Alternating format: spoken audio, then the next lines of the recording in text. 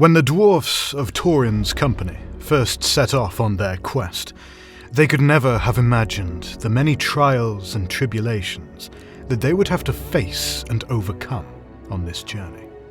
And through perseverance, courage, and some degree of luck, they managed to slay the dragon Smaug, defeat the goblins of the Misty Mountains, and reclaim their ancient home and kingdom of Erebor. The riches and splendour of Erebor were finally theirs, and the Dwarves of Thorin's company took a generous sum of its treasure for the great part they played in reclaiming it. Over the coming years, these dwarves would choose different paths through their lives, and some of these choices would lead to further success, while others had a darker and more tragic end. Which of these dwarves would manage to enjoy a peaceful life? And how many of them would survive to see the end of the War of the Ring? 3 of the Dwarves of Thorin's company would meet their end in the Battle of the 5 Armies, at the hands of the goblins. For during this battle, Fili and Kili saw their uncle, Thorin, desperately trying to fight off the orcs that surrounded him, and so they rushed to his aid.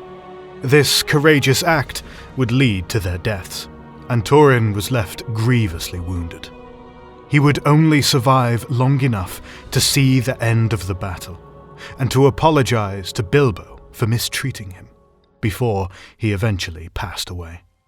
His death lay heavy on the hearts of the dwarves, who mourned the passing of their king and friend, and they chose to bury his body deep below the lonely mountain. As a final gesture of peace, Bard placed the Arkenstone upon Thorin's chest, while the Elven King Tranduil left Thorin's sword, called Orcrist, besides his body. It was said that from that day, the orcs would never manage to surprise the dwarves of Erebor, for whenever they approached the fortress, the light of Orcrist would shine so brightly that the dwarves would become aware of the presence of their enemies. Perhaps even the Arkenstone would play a part in this magnificent sight, for whenever light fell upon it, it would change the light into 10,000 sparks of white radiance, with glimpses of the rainbow. And so it's quite possible that the light of Orcrist would have a similar effect upon it. It's a fun theory that we're quite passionate about, as it's a sweet ending to Thorin's legacy, and it's an interesting way to bring the artifacts of the quest of Erebor together. After Thorin was finally laid to rest, the surviving dwarves of his company chose to settle in Erebor, under the rule of King Dain, and they each received a generous share of the treasure of Erebor, as a reward for the part they played in this quest. Over the coming years, this kingdom prospered, growing richer and more powerful, and forging strong alliances. Yet, despite all this success, some of the dwarves began to grow restless, and they desired more than this kingdom. Whispers of their ancient home of Moria had started to spread among their people, for it was far richer and more splendid than even Erebor. And some of the dwarves felt that the time was ripe to return and reclaim Khazad-dûm, feeling that their power and numbers were finally enough to pursue this quest. This fallen kingdom, which was once spoken about with dread, had now turned to longing, and Balin was determined to lead a group of dwarves that included Ori and Owen on an expedition to reclaim it. Balin also believed that through this expedition they had a chance of finding the Dwarven Ring of Tror, which they believed was lost in Moria. And in the year 2989, these dwarves finally set off to reclaim Khazad-dûm. Now, even though this kingdom lay abandoned, it wasn't empty, for the orcs had occupied its great halls, and the dwarves would have to drive them out before they could reclaim their home. Their victory was swift, and Balin was chosen as their king, and he set up his throne room in the chamber of Mazarbul. Over the next 5 years, the dwarves managed to reclaim many of the lost riches of Moria, including legendary artifacts such as Durin's axe, and they even managed to find the precious metal, mithril. They were on the course for greatness, and it seemed like their prosperity was boundless. Though unfortunately, their success would not last, and things would soon take a turn for the worse. For one night, while King Balin was looking into the waters of the Mirrormere, an orc archer slowly snuck behind him and shot him dead. The death of their king kindled the dwarven fury, and they avenged Balin by slaying the orc archer. Yet this tragedy was only the start of their misfortune. For the dwarves would soon realize that this orc was merely a scout, and that a great orc army was marching towards Moria, and they barely had enough time to recover Balin's body before they sealed themselves within the kingdom of Khazad-dûm.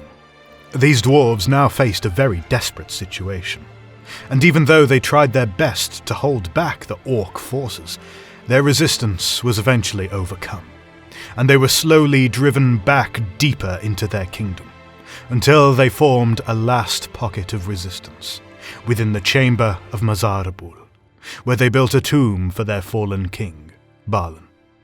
Since the eastern part of Moria was occupied by orcs, the dwarves felt that their only hope to survive was by escaping through the western gate of Moria.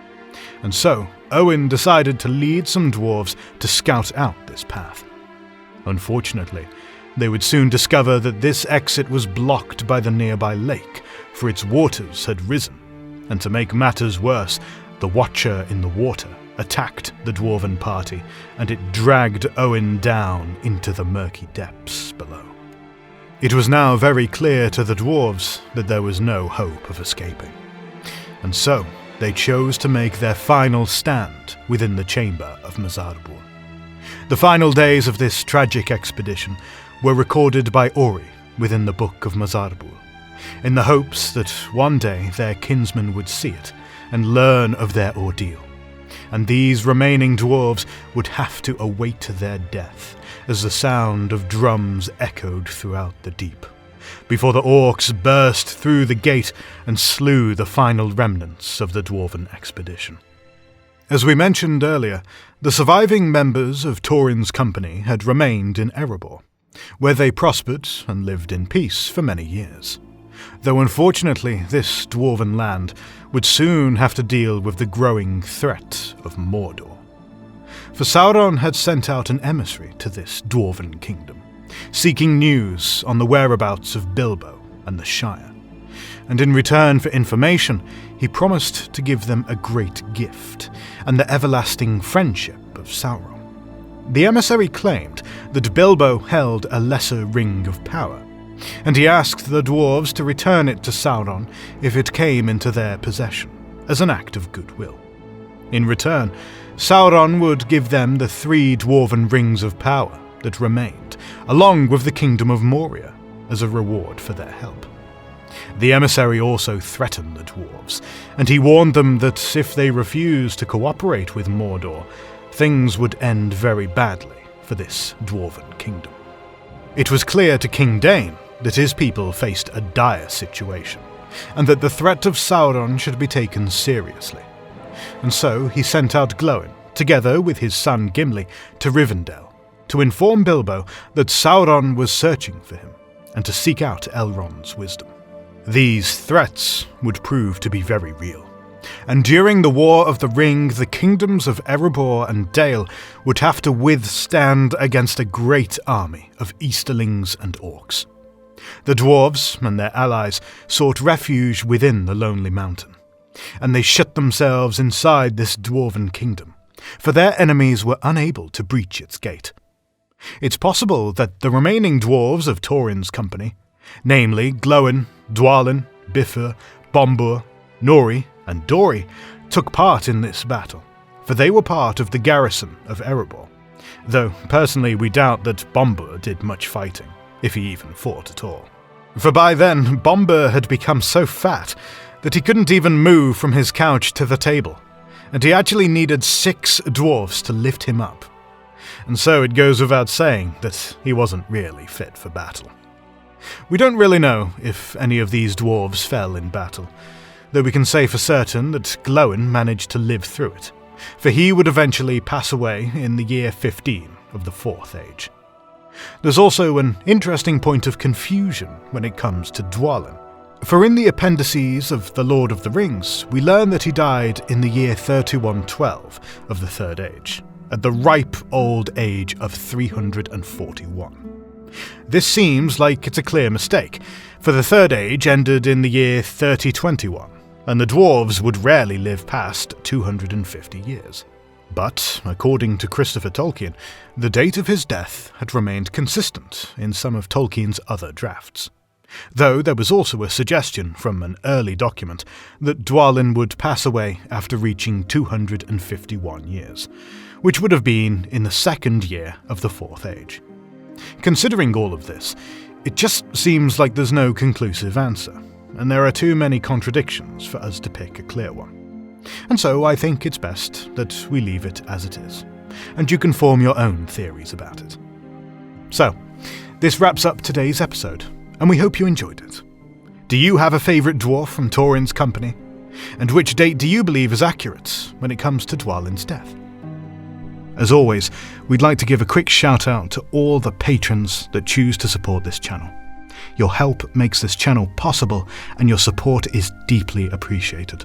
Particularly the Valar-Tier Patrons, Jacob Williams, Michael Angel, and T-Gorman, and the Wizard-Tier Patrons, James Stodgell, Andrew Burma, Mike Feeney, Roland Myrvold, Tamar Baines, and Eleanor. If you too would like to help and support this channel while unlocking some cool perks, we'll be leaving a link to the Patreon page in the video description.